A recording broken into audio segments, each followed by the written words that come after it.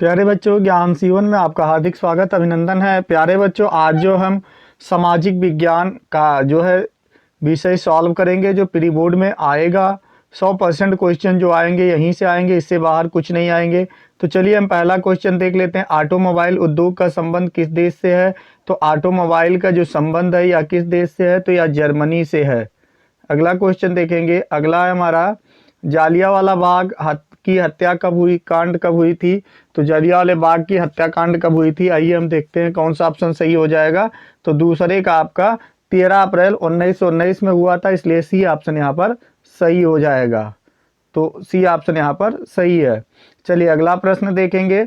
अंतर्राष्ट्रीय मुद्रा कोष IMF की स्थापना कब हुई थी? तो यह कब हुई थी, बताइएगा कब हुई थी।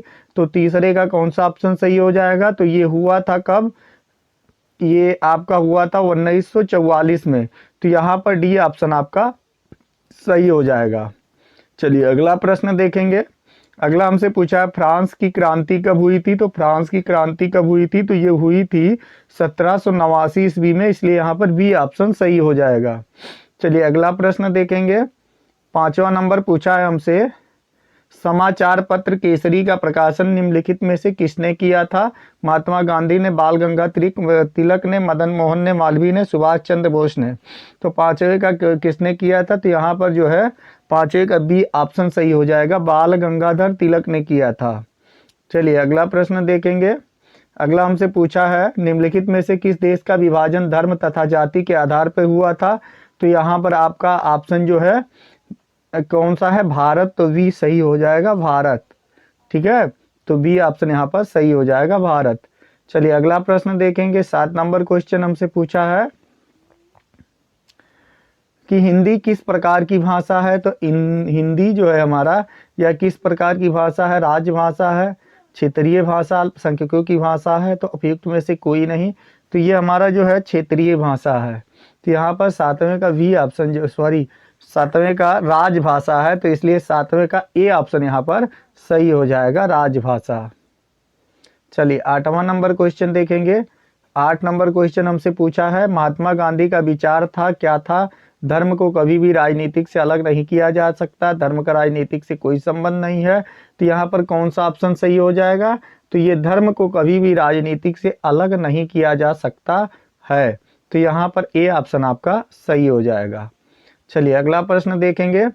भारतीय राष्ट्रीय पार्टी की मार्क्सवादी लेनिनवादी विचारधारा किससे संबंधित है? हमसे ये पूछा तो किससे संबंधित है? तो ये समाज और साम्यवाद की विचारधारा से संबंधित है, इसलिए यहाँ पर सी ऑप्शन सही हो जाएगा। चलिए अगला प्रश्न देखेंगे। निम्नलिखित में से कौन सा लोकतंत्र से संबंधित है? तो कौन सा लोकतंत्र से संबंधित है? पारदर्शी शासन। तो ए ऑप्शन यहाँ पर सही हो जाएगा, पारदर्शी शासन। चलिए अगला प्रश्न देखेंगे।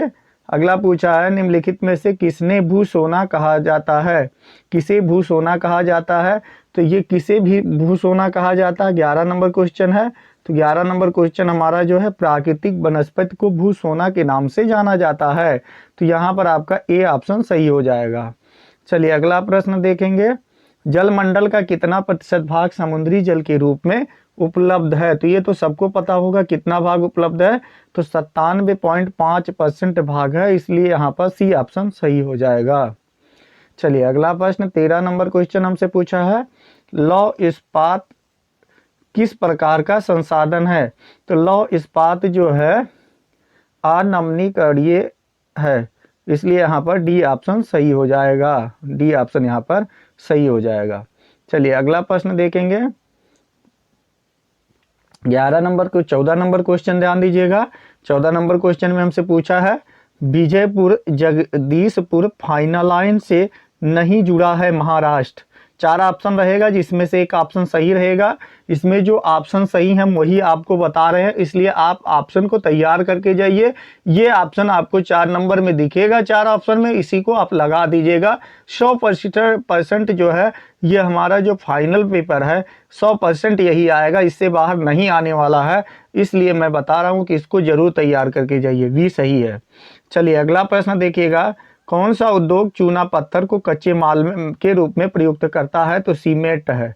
रेसिपिएंट है। ठीक है, चलिए अगला प्रश्न देखेंगे, किस देश का चित्रांश किस आधार पर निर्धारित किया करता है? तो इसमें आपके 4 ऑप्शन रहेंगे, 3 ऑप्शन रहेंगे और एक उपयुक्त सभी रहेगा। तो यहाँ पर थोड़ा गलत लिख उठा है, तो उपयुक्त सभी आपका सही हो जाएगा, डी ऑप्शन 16 का। चलिए 17 नंबर क्वेश्चन देखेंगे, सार्वजनिक और निजी क्षेत्र किस पर आधारित है, विभाजित है?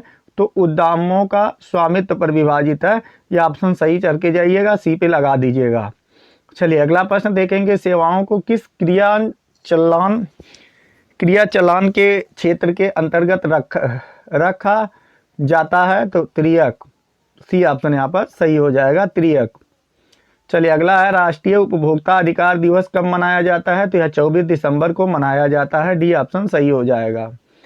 उपभोक्ता सुरक्षा अधिनियम कब बना था? तो 1986 में बना था, इसलिए ए ऑप्शन यहाँ पर सही हो जाएगा। चलिए लॉन्ग क्वेश्चन देख लीजिएगा, वर्णनात्मक पर प्रत्येक प्रश्न का उत्तर लगभग 80 शब्दों में देना है। राष्ट्र राज्य के उदय पर संक्षिप्त टिप्पणी लिखना है। खिलाफत आंदोलन कब शुरू हुआ था? तो संक्षिप्त में स्पष्ट कीजिएगा, ध्यान दीजिएगा, देख लीजिए क्वेश्चन, इसको तैयार कर लीजिएगा। संघवाद पर 4 विशेषताएं लिखिए, अथवा इसको नहीं करना चाहते तो संघवाद पर 4 विशेषताएं लिखिएगा। ठीक है, अगर इसको नहीं करना चाहते तो राजनीति में जाति के नकारात्मक पहलू के महत्वपूर्ण बिंदुओं को स्पष्ट कीजिए। 23 नंबर क्वेश्चन है कि वनों के हानि से क्या आशय है? वनों के हानि से होने वाले किन्हीं 3 प्रभाव को लिखिए। देखिए नानी लिखे उठा है ना, गलती से हमने टाइप करने में थोड़ा गलती हो गई, तो यहाँ पर आप हानि रहेगा। ठीक है, चलिए अगला है वनों की हानि। यहाँ पे देखिए दिया गया है वनों की हानि क्या? वनों की हानि का आशय है वनों के क्षेत्र में अस्थायी कमी से, जिससे परिस्थिति तंत्र पर गंभीर प्रभाव पड़ते हैं। ठीक है, इसलिए वनों की कटाई को रोकना चाहिए। उपभोक्ता जागरूकता हेतु उपाय और संगठित असंगठित क्षेत्र में भेद कीजिए। उपभोक्ता जागरूकता हेतु उपाय लिखिए। अगला प्रश्न देखिएगा, 25 नंबर पूछा है, अथवा में रहेगा। तो यहाँ पर पूछा है कि आदि औद्योगिकीकरण व्यवस्था पर विशेषताएं लिखिए। औद्योगिकीकरण व्यवस्था की विशेषताएं लिखना है। अगला क्वेश्चन देखिए, बेल्जियम में राजनीतिक प्रणाली विश्व के अन्य देशों से अलग है, कैसे? संक्षेप में व्याख्या कीजिए। क्वेश्चन देख लीजिए, क्वेश्चन टाइप करके आपको लिख रहे हैं, अपने स्वयं टाइप किए हैं, क्वेश्चन अपने दिए हैं, वेरी वेरी इंपॉर्टेंट है, 100% यही आएगा, इससे बाहर नहीं आएगा। मानव विकास सूचकांक को परिभाषित कीजिए, मानव विकास के घटकों का वर्णन कीजिए। चलिए 28 नंबर क्वेश्चन देखेंगे, 27 नंबर क्वेश्चन हो गया आपका, 28 नंबर क्वेश्चन देखेंगे। भू संसाधन से तात्पर्य है भारत के भू उपयोग में आवश्यक परिवर्तन हेतु कोई उपाय सुझाइए आप। ठीक है, चलिए अगला प्रश्न देखेंगे, चावल की खेती हेतु उपयुक्त भौगोलिक दशाओं की विवेचना कीजिए तथा भौगोलिक क्षेत्र का वर्णन कीजिए। दोनों में किसी को भी कर सकते हैं। चैनल को सब्सक्राइब करें और शेयर करें, और कमेंट जरूर करते रहिए कि आपको कैसा लगा पेपर। आपका पेपर कंप्लीट आया कि नहीं आया ये भी बताइएगा। ठीक है, 2026 के लिए वेरी इंपॉर्टेंट, प्री बोर्ड और बोर्ड दोनों के लिए है, इंपॉर्टेंट है, इसलिए इसको पूरा तैयार कर लीजिए। वीडियो को स्किप करके अगर देखे होंगे तो नहीं कर पाएंगे।